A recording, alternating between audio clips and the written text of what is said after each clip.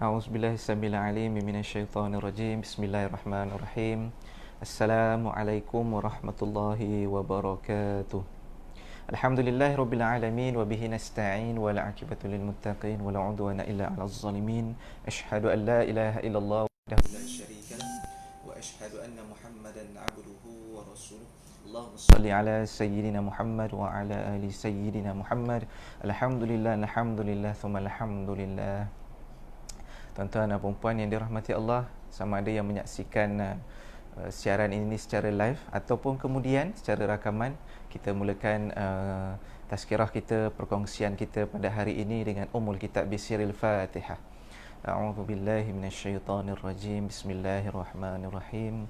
Alhamdulillahirabbil alamin, arrahmanir rahim, maliki yaumiddin, iyyaka na'budu wa iyyaka nasta'in, ihdinas siratal mustaqim, siratal ladzina an'amta 'alaihim ghairil maghdubi 'alaihim waladdallin. Amin. Alhamdulillah.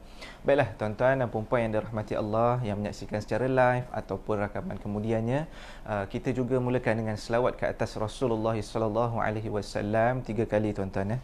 Allahumma salli ala sayyidina Muhammad wa ala ali sayyidina Muhammad. Allahumma salli ala sayyidina Muhammad wa ala ali sayyidina Muhammad. Allahumma salli ala sayyidina Muhammad wa ala ali sayyidina Muhammad. Baiklah tuan-tuan puan-puan yang dirahmati Allah Subhanahu wa taala sekalian, alhamdulillah kita baru je berselawat ke atas baginda Nabi sallallahu alaihi wasallam 3 kali tuan-tuan. Ingat, barang siapa yang berselawat ke atas baginda Nabi sallallahu alaihi wasallam sekali, maka Allah Subhanahu wa taala akan berselawat ke atas orang itu 10 kali.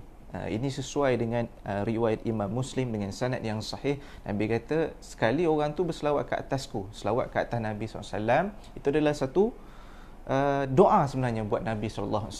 Tapi Nabi kata, kalau Allah selawat ke atas kita 10 kali, itu pula adalah suatu rahmat daripada Allah Subhanahu Wa Taala. Sebab apa kita dapat rahmat Allah bila selawat ke atas Nabi ni? Sebab balik semula kepada gelaran baginda Nabi sallallahu alaihi wasallam, iaitu Habibullah, yakni kekasih Allah. Jadi pada hari ini tuan-tuan dan puan Allah, sebelum kita pergi dengan lebih lanjut, mana yang sedang menyaksikan ni, kalau boleh pakat sharekan, kita sharekan dahulu. Saya pun sebelum mula ni, saya pun nak share juga dekat saya punya FB. Jadi saya mohon maaf sekejap ya. Saya pun nak share seketika live ini. Saya nak share dahulu.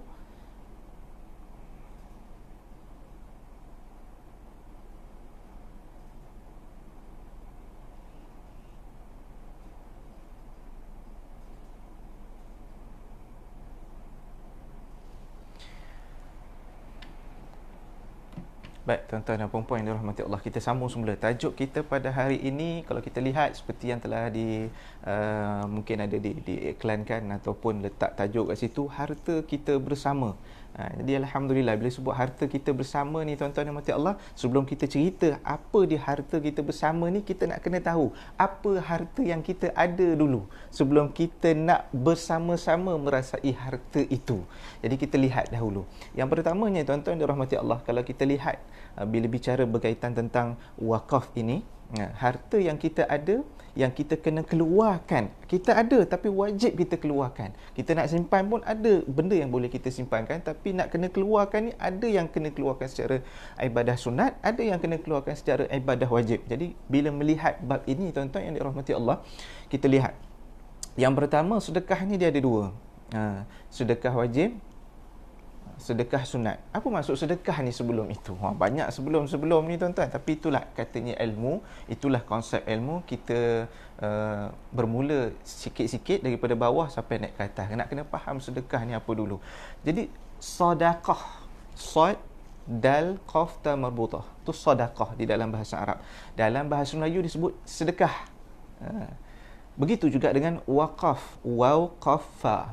Orang kita sebut wakaf. Dia kalau hulu-hulu sikit, jauh-jauh sikit, wakaf. Wakaf, Haji wakaf, dia kata. Jadi tuan-tuan dan puan Allah, sedekah ni ataupun sebutan yang sebenar di dalam bahasa Arab ni sedekah, sebab dia bermula dengan huruf sad. Asal perkataan sedekah tu sendiri sedekah, bermaksud sedekah ni dari sudut literal meaning dia ataupun lurah dia ataupun dari sudut bahasanya ialah Apa dia sedekah ni tuan-tuan? Abu Bakar As-Siddiq. As-Siddiq tu pun kataan asal dia sedekah. Abu Bakar As-Siddiq ni dapat gelaran As-Siddiq sebab apa? Dia membenarkan semua kalam baginda Nabi sallallahu alaihi wasallam. Alhamdulillah, tabarakallah, masya-Allah. Jadi sedekah ni, sedekah juga asal perkataan derive from the word sedekah. Apa maksud dia sudut lugah? Sedekah ni benar. Jadi kalau kita ambillah sebiji perkataan sedekah ni daripada kalimah sedekah ni ambil kalimah daripada sedekah yang bermaksud benar. Kalau ambil bulat-bulat daripada maksud ni benar, orang yang telah bersedekah, orang yang melaksanakan ibadah sedekah sama ada wajib dan ataupun sunat, dia telah benarlah imannya. Sebab itu para sahabat baginda Nabi Muhammad sallallahu alaihi wasallam dahulu kala tuan-tuan, bila Nabi minta kita nak pergi berperang, jom infakkan harta untuk kita sama-sama pergi berperang. Jadi tuan-tuan, semua tak ketinggalan, malah berebut-rebut. Dalam sejarah kalau kita menyusuri, ada masa kita insya-Allah akan ceritakan pada suatu waktu kelak insya-Allah, Abu Bakar dengan Sayyidina Abu Bakar As-Siddiq dan juga Sayyidina Umar Al-Khattab radhiyallahu anhuma, kalau kita lihat mereka berlumba-lumba ni nak jumpa Nabi, siapa dulu nak bagi harta. Kalau boleh semua tuan-tuan dirahmati Allah. Begitu juga dalam sejarah peristiwa hijrah. Berlumba-lumba orang untuk mana yang nak keluar berhijrah tu, berlumba untuk memberikan harta mereka nak bantu baginda Nabi sallallahu alaihi wasallam untuk proses hijrah. Tapi Nabi kata Nabi akan gunakan keupayaan baginda Nabi sallallahu alaihi wasallam sendiri. Jadi tuan-tuan, di sini kalau kita dapat lihat mereka membenarkan iman tu antaranya dari sudut harta ni adalah dengan bersedekah. Jadi itu sedekah ataupun sedekah dari sudut lughah. Baik, yang seterusnya dari sudut istilah. Maksud sedekah ni ialah suatu amalan memberikan sesuatu yang kita miliki kepada orang lain kerana Allah. Kelas. Itu asal sedekah. Maksud dari sudut istilah. Senang. Apa yang kita ada, kita bagi orang kerana Allah SWT. Sedekahlah tu nama dia. Jadi soal ikhlas ke tak tu macam mana Ustaz? Jadi ikhlas ni tuan-tuan dirahmati Allah, kalau kita lihat ulama dah bahas dah. Pertama, ikhlas dia ni tingkatan paling tinggi. Sesuatu yang dia buat ni memang semata-mata kerana Allah. Itu jelas ikhlas. Yang kedua, ikhlas ni dia buat amalan tu ikhlas, tapi dia nakkan pahala daripada Allah Subhanahu Wa Taala. Itu pun dikira ikhlas. Yang ketiga, dia buat sesuatu amalan ni tuan-tuan supaya dia di atas dunia ni dapat kebaikan dan dihindarkan daripada keburukan. Itu pun juga ikhlas tuan-tuan dan rahmati Allah. Jadi hujungnya itu yang kita nak tahu adalah kerana Allah SWT. Bukan sebab mak mentua, bukan sebab jiran sebelah, bukan sebab kawan, bukan sebab bos, tapi kerana Allah Subhanahu Wa Taala. Jelas tuan. Jadi kita balik semula kepada itu pengertian sedekah. Jadi kita lihat kepada yang wajib dan sunat pula tadi ni. Sedekah wajib ni apa dia? Ni kita nak cerita daripada apa yang kita ada, kita nak bagi pada orang, barulah kita dapat harta kita bersama. Jadi kita kena tahu harta kita dulu apa dia yang kita nak bersama-sama rasa ni. Jadi harta kita kalau kita lihat tu sedekah wajib yang pertama apa dia tuan-tuan? Zakat. Zakat ni zakiyun, aktiviti ataupun amalan membersihkan harta kita. Tu sedekah wajib, tak boleh tidak. 2.5 kena keluar tuan-tuan dirahmati Allah. Kepada 7 golongan asnaf. Itu sedekah wajib yang pertama. Sedekah wajib yang kedua tuan-tuan, ini mana abang-abang sado kita ni, tuan-tuan haji ni, termasuklah saya yang bercakap, iaitu apa dia? Barisan para suami ni. Barisan suami ni tuan-tuan rahmati Allah, kena keluarkan sedekah wajib yang nombor 2 ni. Apa dia tuan-tuan rahmati Allah? Nafkah, nafaqah. Nafkah dari sudut zahir, nafkah dari sudut batin. Tu sedekah wajib. Bila sebut nafkah zahir ni apa tuan-tuan? Yang disebut dalam fiqh sana, seorang suami kena sediakan apa dia? Makan, minum, pakaian, tempat tinggal. 3 ni kepada siapa? Kepada isteri, kepada isteri-isterinya kalau yang lebih daripada 1, dan juga kepada anak-anak, tanggungan dia. Tu wajib. Kemudian disebut pula nafkah batin. Nafkah batin ni apa dia? Orang kita ni bila sebut nafkah batin ni, dia faham yang tu satu tu je lah. Khamis malam Jumaat, Khamis malam Jumaat, Khamis malam Jumaat, Khamis malam Jumaat. Nafkah batin ni bukan itu semata-mata tuan-tuan dan rahmati Allah. Nafkah batin kepada isteri juga termasuk memelihara emosi isteri tu tadi. Jangan salah faham, asyik yang faham yang tu je. Jadi tuan-tuan dan rahmati Allah, memelihara emosi isteri. Maksud dia apa tuan-tuan dan rahmati Allah? Pelihara emosi dia ni. Kalau dia merajuk, dipujuk, Ada sebab dia kan.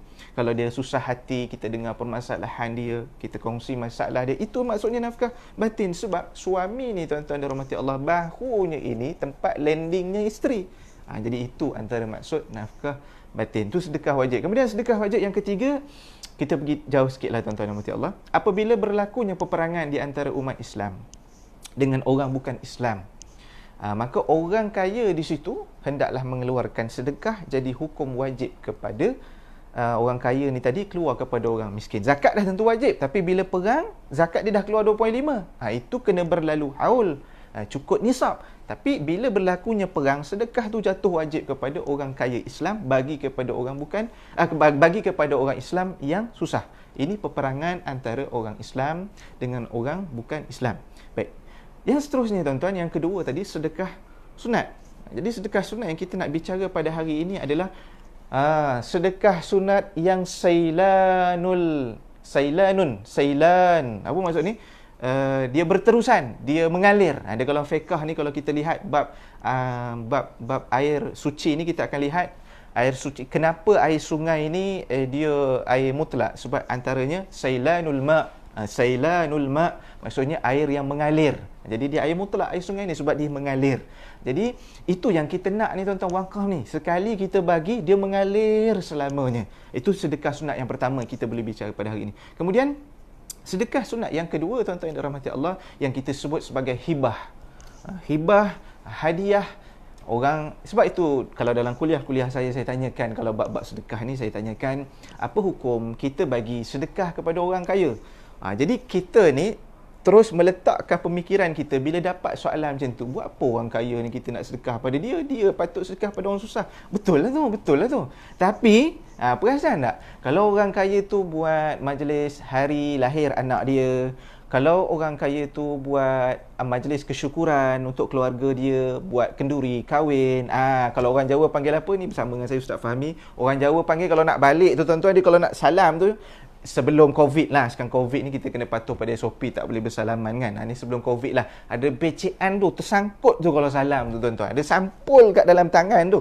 Kalau dia tak bawa apa tu, kalau dulu tuan-tuan sampul merah tu, orang letak duit nak bagi kundangan-kundangan ni, nak balik, orang masuk duit dalam sampul merah tu, orang bagi kan.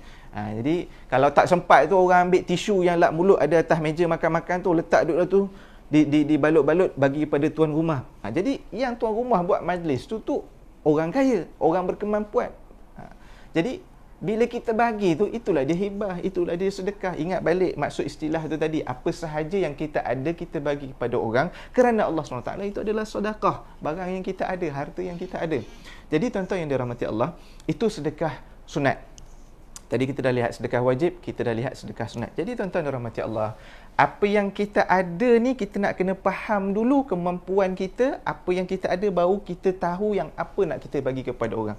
Jadi tuan-tuan dan rahmati Allah, inilah yang kita ada tuan-tuan. Bagi yang makan gaji, yang mana bergaji macam kami di Perbadanan Wakaf Selangor ni, cukup masa, cukup bulan dengan izin Allah Subhanahu Wa Taala, gaji pun masuk. Jadi itulah yang kita nak kongsikan bersama. Sebab wakaf ni amalan dia tuan-tuan, kalau dahulu kala orang mewakafkan, sebagai contoh Abu Talhah, dia mewakafkan dia punya kebun tamar apabila turunnya ayat Quran dalam surah Al-Imran tu berbunyi, a'udzubillahi minasyaitonirrajim, bismillahirrahmanirrahim, lan tanalul birra hatta tunfiqu mimma tuhibbun. Takkan sampai kepada kebaktian yang sempurna, kebajikan yang sempurna, sehingga kita menginfakkan benda yang paling kita sayang.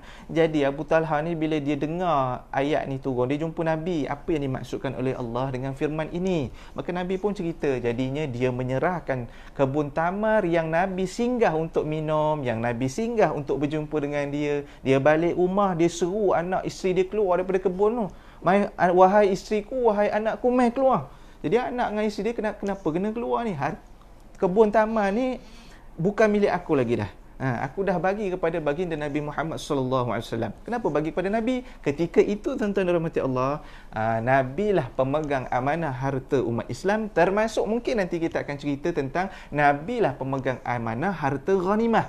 Harta ghanimah ni apa dia? Harta rampasan perang. Jadi tuan-tuan dan rahmati Allah, begitu juga dengan Sayyidina Uthman radhiyallahu an, dia mewakafkan Bi'rur Rumah. Apa tu? Telaga air dia kan. Ini yang buat umrah, yang dah naik haji ni dah biasa, dah jumpa lah tu. Mutawif dah cerita dah benda ni, insya-Allah. Kemudian begitu juga dengan Sayyidina Umar Al-Khattab radhiyallahu an. Dia ada sebidang tanah di Khaybar. Dia bagi kepada Nabi SAW untuk manfaat orang yang musafir, untuk orang yang susah, hasil daripada atas tanah yang dia wakafkan tadi. Jadi tuan-tuan, dahulu orang mewakafkan aset kekal dia. Jadi daripada amalan Abu Talha, amalan Sayyidina Osman, dan sebelum itu amalan Sayyidina Umar Al-Khattab mewakafkan tanah dia di Khaybar, kita dapat lihat daripada tanah itu milik sendiri diberikan kepada Nabi Muhammad sallallahu alaihi wasallam. Asalnya harta itu harta mereka. Daripada diri mereka sendiri, mereka keluarkan dan akhirnya jadi harta umat Islam bersama. Ni yang kita nak. Begitu juga, ni saya nak sebut pasal harta ghanimah ni tuan-tuan. Begitu juga dengan Sayyidina Mukhairik, tak silap saya, dalam perang Uhud. Dia telah mewasiat kepada baginda Nabi Muhammad sallallahu alaihi wasallam, kalau dia dapat hak dia harta ghanimah dalam perang Uhud itu, maka dia nak bagi kepada umat Islam melalui baginda Nabi sallallahu alaihi wasallam. Dia dah berwasiat dah kepada Nabi, kalau dia dapat hak dia harta ghanimah ni, ya Rasulullah, ambil lah bagi umat Islam. Jadi ditakdirkan Allah, Sayyidina Mukhairik ini syahid. Jadi Nabi telah melaksanakan wasiat Sayyidina Mukhairik ni tadi untuk mewakafkan harta ghanimah dia kepada umat Islam. Jadi Nabi tahan hak Sayyidina Mukhairik ni tadi, Nabi tahan, Nabi ambil, diberikan kepada umat Islam. Jadi kenapa saya sebut tahan? Ni banyak berlaku di luar sana, tuan-tuan dan rahmati Allah. Ni saya selang-seli sikit lah untuk ilmu kita bersama. Berapa ramai hari ini, tuan-tuan, orang yang melaksanakan wakaf, tapi dia mengambil harta yang telah diwakafkan itu secara dia sengaja ataupun tidak sengaja. Perkataan yang saya guna tadi, tahan. Jadi maksud perkataan wakaf ni dari sudut lugah dia apa dia, tuan-tuan? Wakaf ni apa dia? Berhenti. Menahan. Wakaf ni kan kita jumpa dalam Al-Quran. Kalau kami malam Jumaat ni, tuan-tuan, orang kita ni, tuan-tuan, tak lain tak bukan, surah yang paling masyhur yang dia akan baca kami malam Jumaat, itulah dia, tuan-tuan. Muka surat, kalau dalam mushaf, muka surat 440 tu. Surah apa, tuan-tuan? Muka surat 440. Surah apa, tuan-tuan? Surah Yasin. Jadi dia akan berhenti. Yasin. Waqaf. Wal Quran, ila akhir. Semua tu ada wakaf dia berhenti dia, tuan-tuan. Jadi itulah dia masuk wakaf. Bila kita ada tanah, dan dalam kehidupan kita sekarang, di awal tadi saya sebut, harta yang kita dapat ni, wang ni tadi, tuan-tuan, kita bagi kepada sesebuah institusi. Kalau bicara kita di negeri Selangor ni, pemegang amanah dia, tuan-tuan dan rahmati Allah, dan yang melaksanakan amalan wakaf di negeri Selangor ni adalah Perbadanan Wakaf Selangor.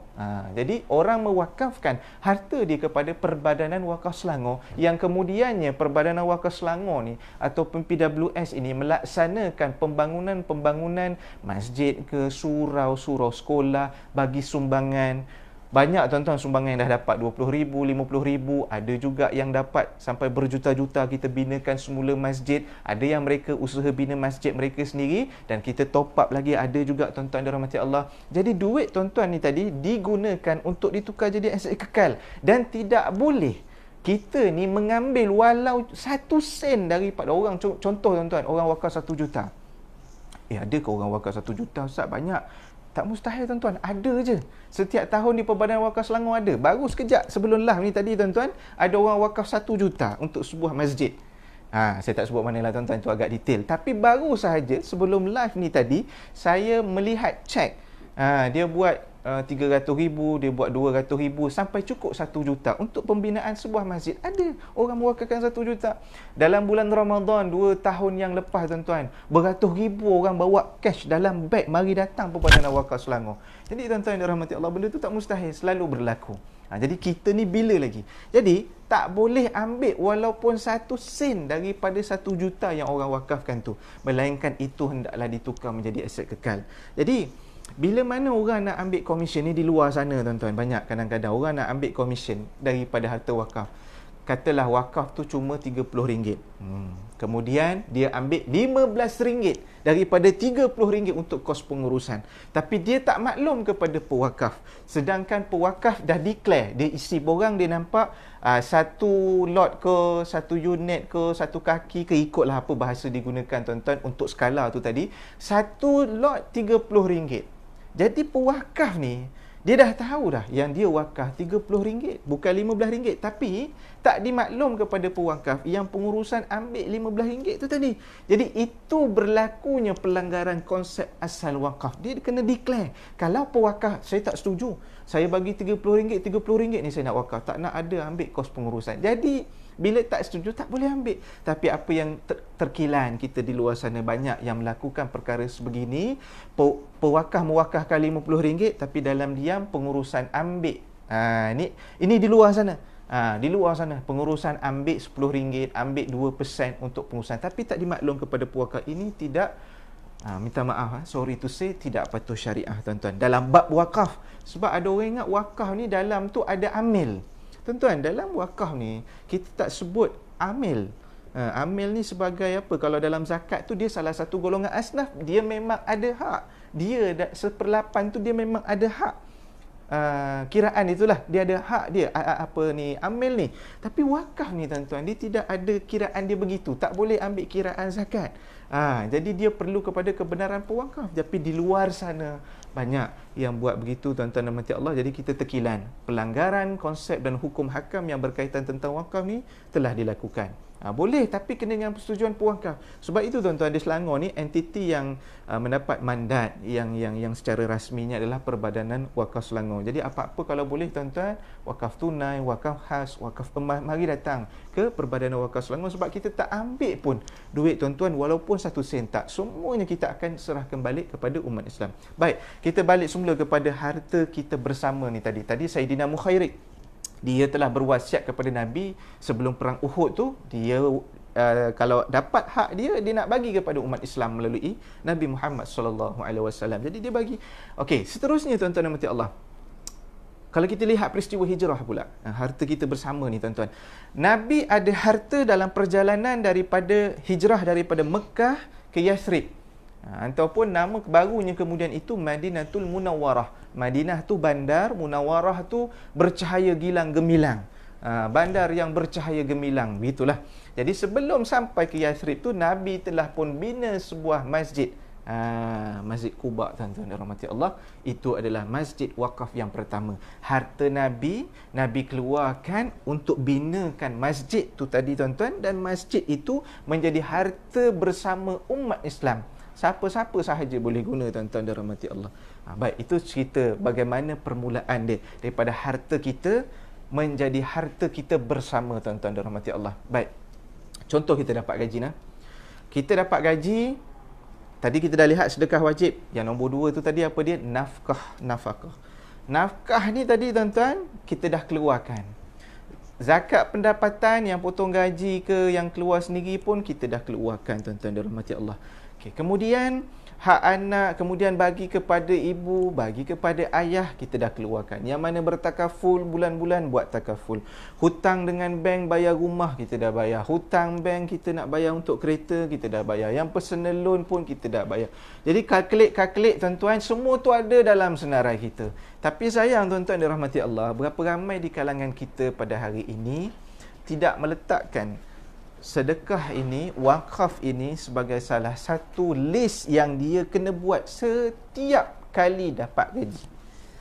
Kalau boleh tuan-tuan dirahmati Allah, bila kita dapat sahaja gaji kita ni, ada portion yang kita telah asingkan.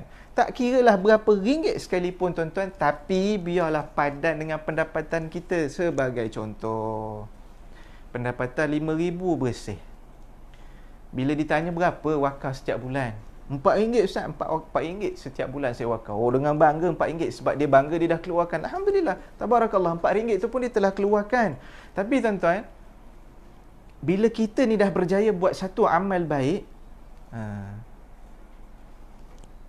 kita kena tambah lagi. Aku dah buat dah RM4, takkan RM4 sampai aku meninggal dunia, kena tambah lagi. Sebab Nabi SAW telah pun bersabda dalam sebuah hadis kudusi yang berbunyi, innama yataqarrabu ilayya abdi bin nawafil. Sesungguhnya hamba-Ku ini kalau nak dekat kepadaku, yakni kepada Allah, adalah dengan amalan-amalan sunat. An-nawafil tu amalan sunat. Amalan wajib ni tuan-tuan tak buat, confirm dalam neraka Allah Subhanahu Wa Taala. Jadi bila kita dah buat amalan wajib, ni Allah kata nak dekat lagi dengan Allah adalah dengan an-nawafil, amalan sunat. Jadi wakaf ni amalan sunat. Tadi kita dah lihat kan, sedekah sunat tadi, poin pertama sedekah sunat adalah wakaf, iaitu mengalir yang berterusan. Jadi tuan-tuan dan puan Allah, kita pun dah keluarkan dah tadi. Kita buahkan RM4, tapi kita nak dekat lagi dengan Allah, sedangkan gaji kita bersih tuan-tuan. Contohlah ni, RM5,000, takkan RM4 tuan-tuan selama-lamanya, takkan RM4 selama-lamanya. Lalu tabung masjid minggu pertama RM1, tabung tu tabung wakaf. Minggu kedua semain Jumaat, sekarang pun alhamdulillah baru buka semula, itu pun ada kapasiti yang tertentu. Jadi tuan-tuan yang dirahmati Allah, COVID ni tak tahu nak cakap apalah tuan-tuan dirahmati Allah. Allah izinkan, tak kisahlah dia pandemik ke, dia plandemik ke, tanpa izin Allah. Ini kita sebagai orang Islam, akidah kita ahli sunnah wal jamaah, tak akan berlaku sesuatu tanpa izin Allah.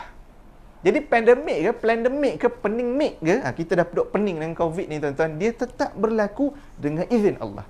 Jadi Allah dah bagi dah tentera ni, COVID-19 ni atas diri manusia ni tuan-tuan yang dirahmati Allah, dengan izin Allah benda ni berlaku. Kenapa masih terdapat segelintir manusia yang tidak menutup aurat, masih lagi tidak mahu menutup aurat?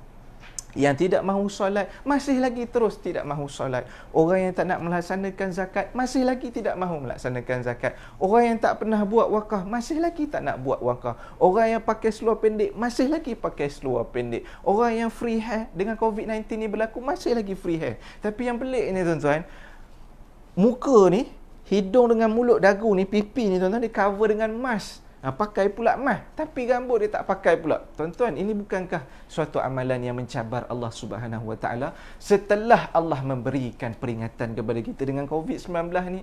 Jadi tuan-tuan, dan akhir-akhir ni kalau kita lihat tuan-tuan, dugaan kepada umat Islam ni berkaitan tentang syahwat. Banyak Allah bagi COVID-19, masih lagi nak ikut nafsu syahwat ni, sedangkan Allah dah bagi tahu dah, Nabi dah bagi tahu dah cara nak menangani syahwat ni macam mana tuan-tuan, tapi masih lagi berlaku. Dalam keadaan COVID-19 masih belum ada titik noktah. Masih belum ada titik noktah tuan-tuan dan mati Allah. Jadi harta yang kita miliki ni tuan-tuan, kadang berkoyan-koyan dekat rumah, berjuta-jutaan, beriban-riban dalam akaun, macam-macam unit trust kita masuk, macam-macam FD kita labur. Masya Allah, hanya semata-mata untuk memastikan apa dia tuan-tuan? Aku nak senang, dulu aku susah. Tak salah nak jadi senang tuan-tuan, tak salah nak jadi susah. Abdul Rahman bin Auf yang digelar sebagai saudagar Tuhan, lagi Khalifah Talhah bin Ubaidillah yang digelar sebagai si pengalir harta, kaya raya tuan-tuan, tetapi kaya rayanya mereka tidak menyebabkan mereka sombong dengan harta. Malah Abdul Rahman bin Auf ni tuan-tuan dirahmati Allah, keluarkan lagi hartanya, lagi keluar. Dia susah hati tuan-tuan, harta tu banyak, tapi bila dia keluar ada lagi, tak habis-habis tuan-tuan. Begitu juga Talha bin Ubaidillah, sampai menangis harta yang dia ada pada hari itu. Dalam bahasa Arab ni kalau disebut hari ini, dalam bahasa Arab sebut al-yaum, ada alif lam dekat depan. Dia kalau ya waw mim yaum, yaum tu maksud dia hari je, tapi bila disebut al-yaum, hari ini, maksud dia harta hari ini, ketika ini, insya-Allah. Talhah bin Ubaidillah pada ketika itu melihat hartanya pada hari ini, pada waktu itulah, pada waktu itu masih banyak. Jadi isteri dia tuan-tuan dirahmati Allah minta suami dia keluar dengan pembantu dia, agihkan harta tu tuan-tuan. Sebab bila mana kesihatan kita ni Allah uji dengan kesakitan. Bila mana Allah rezekikan, Allah izinkan kesihatan yang kita miliki ini, Allah izinkan diberi dengan kesakitan. Apa akan jadi tuan-tuan pada duit kita? Habis untuk kesihatan tu, habis duit tu untuk rawat. Sudahnya, adakah itu yang disebut sebagai senang tuan-tuan yang dirahmati Allah? Jadi senang yang sebenarnya tuan-tuan, ada RM10, anak kita dapat makan, anak-anak kita dapat makan, dapat pakai baju, kita dapat bagi makan isteri, kita dapat duduk isteri kita dalam sebuah rumah, dapat jumpa mak ayah kita. Itulah keberkatan dan itulah kesenangan. Jangan pernah terlintas tuan-tuan, kesenangan itu diukur dengan berapa RM yang kita ada. Sebab Di alam kubur nanti, di akhirat nanti, Allah tak tengok berapa RM ada dalam, ni ASB tak lama lagi ni ke mungkin hari ini nak mengumumkan pendapatan apa ni tu kan, ASB tu. Ramai orang menanti ni tuan-tuan. Tabarakallah, tak apa macam saya sebut tadi. Nak kaya nak senang tak apa, tapi ingat, biar kita jadi orang yang beringat di kalangan orang yang beringat. Sebab banyak kali Allah ulang dalam Quran, afala ta'qilun, afala ta'qilun. Jadi harta yang kita ada ni duk kongsi, duk bagi zakat wajib dah buat. Wakaf ni aku dah buat wakaf ke belum ni? Dengar wakaf sana sini dah buat dah. Alhamdulillah, ada orang dah buat untuk masjid, ada orang dah buat untuk surau, orang dah buat untuk madrasah, ada orang dah buat untuk sekolah. Jadi dengan perbadanan ni, apa pula perbadanan buat? Kita ni scattered around, kita bagi semua untuk dapat rasa. Tidak hanya satu tu tuan-tuan dan rahmati Allah. Jadi bila bagi ni tadi tuan-tuan, selagi mana orang solat dalam masjid tu, selagi mana orang belajar dalam sekolah tu, dia berjaya sampai PhD, dia menyumbang balik pada masyarakat. Dek, kerana sekolah itu dapat bantuan wakaf daripada Perbadanan Wakaf Selangor, sekolah tu siap, dapat beli meja, dapat beli kursi, ada dinding, ada lantai, ada shilling, ada tingkap, semua pakai duit wakaf. Orang yang pernah wakafkan ni tadi tuan-tuan, meninggal dia, itu pencen akhirat dia. Budak tu dapat berjaya tadi pun dek kerana dia berwakaf tu tadi. Jadi tuan-tuan, balik semula pasal RM4, gaji bersih RM5,000. Jadi tak padan, kita kena tambah lagi. Amalan sunat kita ni tadi, biar padan. Aku RM5,000 takkan RM4.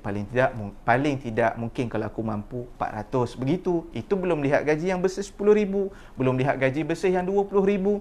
Tuan-tuan yang dirahmati Allah, harta yang paling nikmat sekali di atas dunia Allah SWT ini apabila kita dapat melihat kesenangan kita ini melalui keturunan kita tuan-tuan.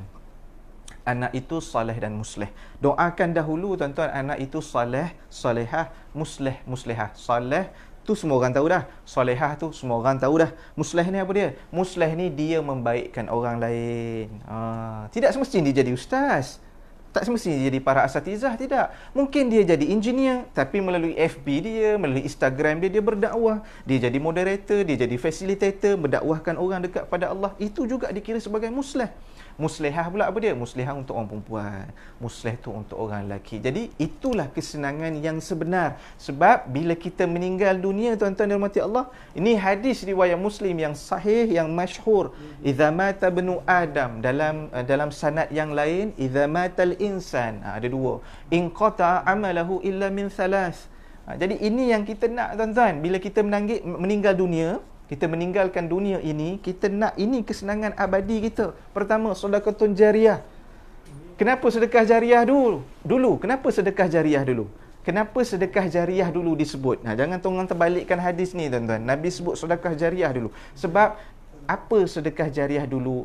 Kerana amal individu, amal kita sendiri Allah nak tengok. Daripada harta kita ni tadi, kita keluarkan tak? Kalau sedekah jariah ni maksud dia sailanul ma', tu tadilah contoh tu, mengalir. Jadi wakaf ni antara sedekah yang mengalir tu. Yang kemudian keduanya, sedekah jariah au ilmu yang tafa'u bih. Itu melibatkan orang kedua pula. Kita ada ilmu, kita bagi pada orang. Orang tu beramal, baru jadi faedah pada diri kita, baru dapat. Dan yang ketiga, ni juga kesenangan abadi. Apa dia? Awwaladin salih yad'ulah. Jadi itu yang kita nak tuan-tuan. Betul kata kumpulan nasyid Raihan, iman tak dapat diwarisi. Iman tak dapat diwarisi dari seorang ayah yang bertakwa. Betul tuan-tuan. Kita ni, Allah dah tegur dalam Quran dah.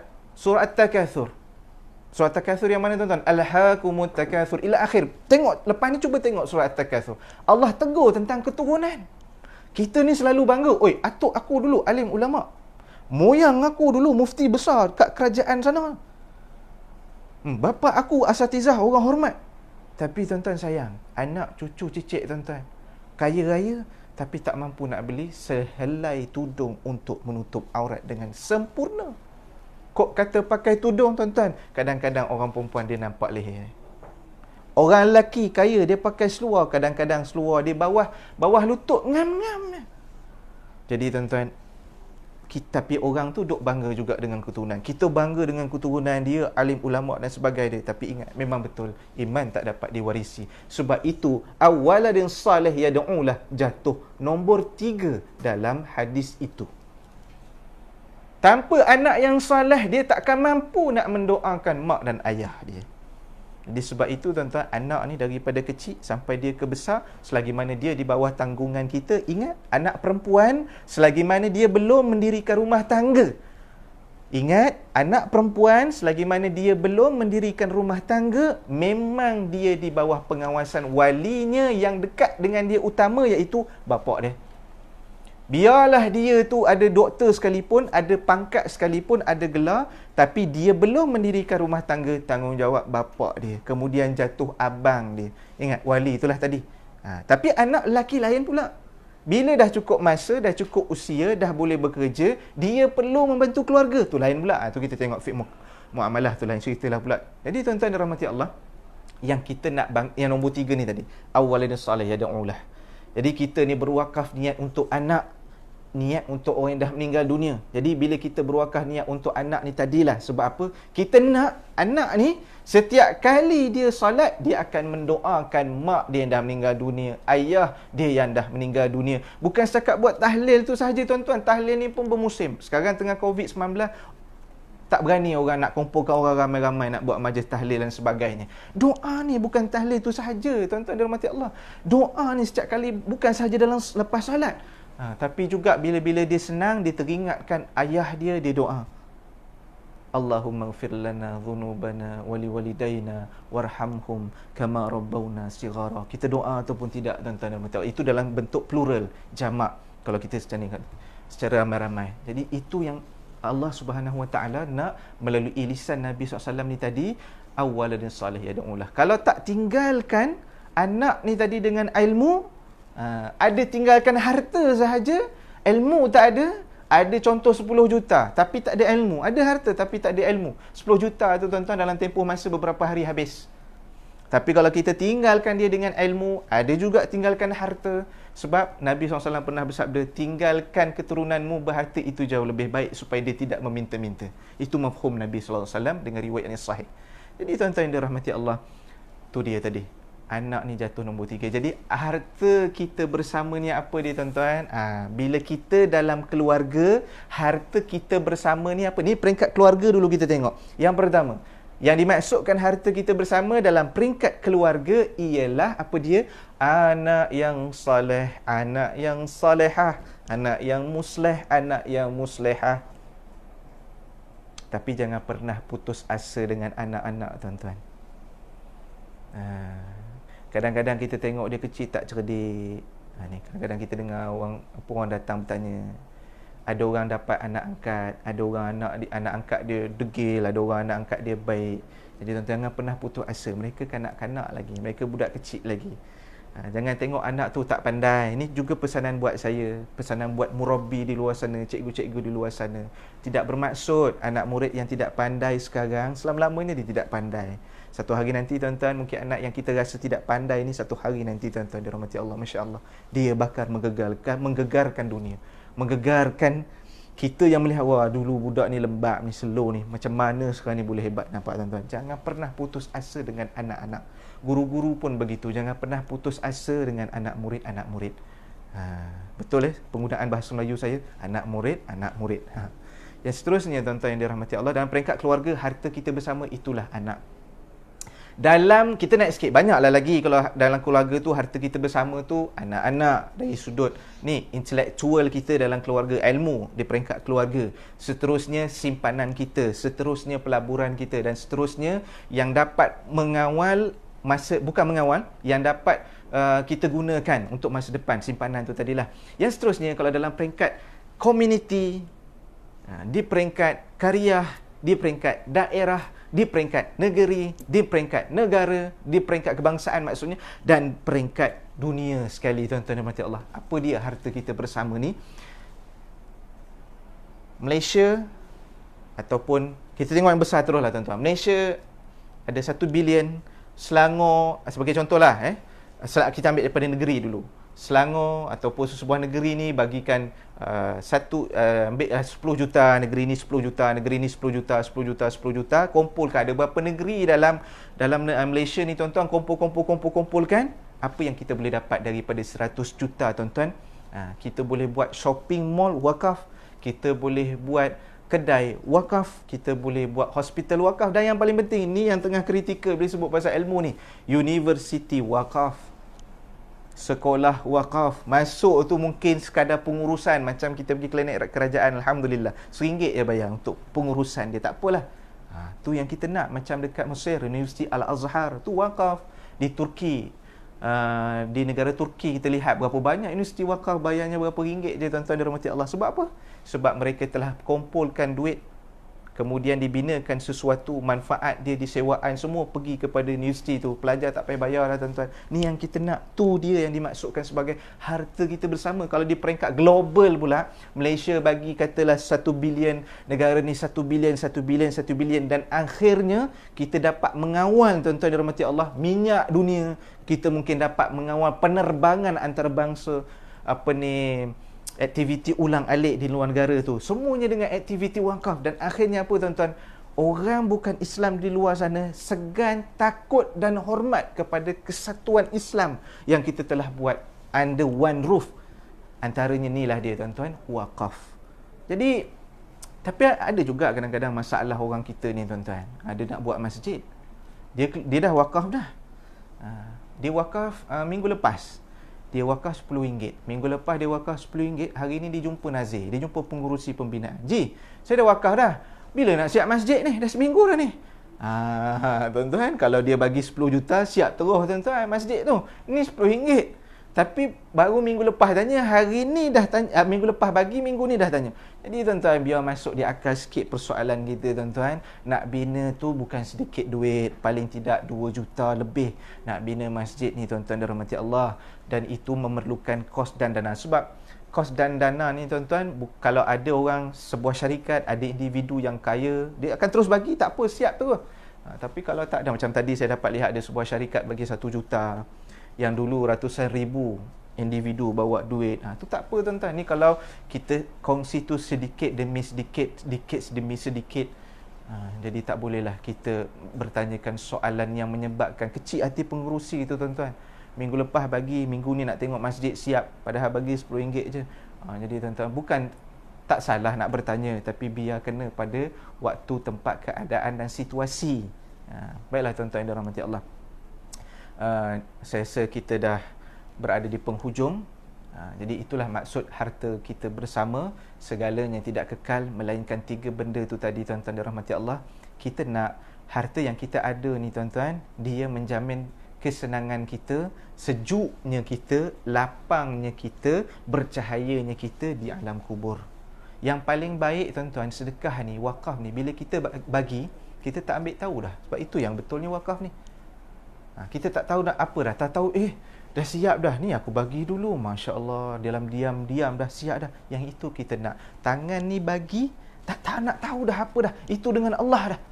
Tahu dah nampak dah siap, Masya Allah. Jadi tuan-tuan dirahmati Allah, itu yang kita nak. Yang keduanya, tuan-tuan dirahmati Allah, ingatlah, kita ni menghampiri saat-saat akhir, berada di atas dunia Allah Subhanahu Wa Taala ni, tuan-tuan.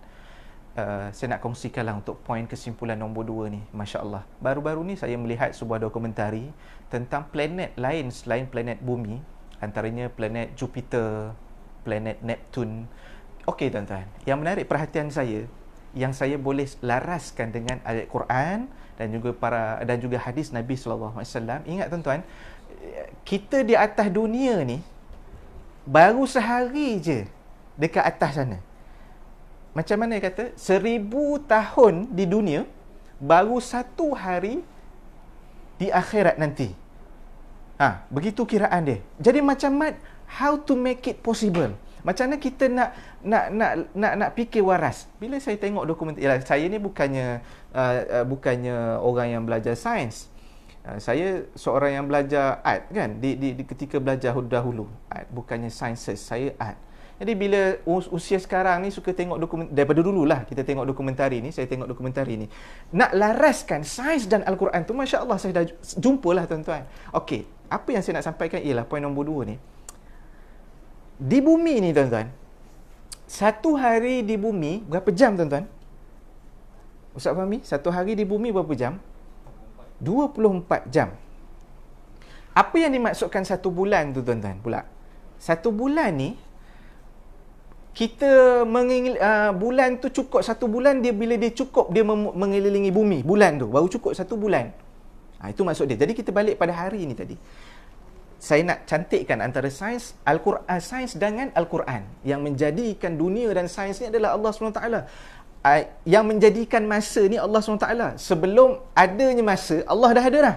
Ni kita tengok Usuluddin sikit. Sebelum adanya masa, yang kita kira 1 jam, yang kita kira 1 saat, sebelum adanya perkataan 1 saat, Allah dah ada sebelum tu.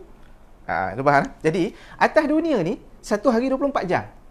Dalam dokumentari yang saya lihat tu, saya tak ingat sangat lah tuan-tuan, planet yang tepat, Jupiter ke Neptune ke, adalah. Nanti tuan-tuan tengoklah sendiri Google dan sebagainya. Ada satu planet ni tuan-tuan, kalau kita memerlukan 24 jam untuk dapat 1 hari, ada planet di luar sana yang memerlukan sebulan atau lebih untuk dapatkan 1 hari. Katalah sebulan. Ada satu planet ni, katalah dia memerlukan 1 bulan untuk melengkapkan 1 hari dia. Jadi kalau kita tak dapatlah duduk atas planet tu. Contoh, kalau orang duduk atas planet yang memerlukan sebulan kita untuk mendapat 1 hari dia, maknanya umur dia tu lambat meningkat. Betul tak? Umur dia tu lambat meningkat. Kenapa ini berlaku tuan-tuan? Sebab saiz planet tu besar. Apa lagi yang menyebabkan kiraan hari tu jadi sebulan baru dapat sehari atau lebih baru dapat sehari? Sebab apa? Bukan sahaja sebab saiz, tapi sebab jauhnya dia daripada matahari, ataupun mungkin dia dekat dengan matahari, menyebabkan dia ni slow pergerakan di atas orbitnya.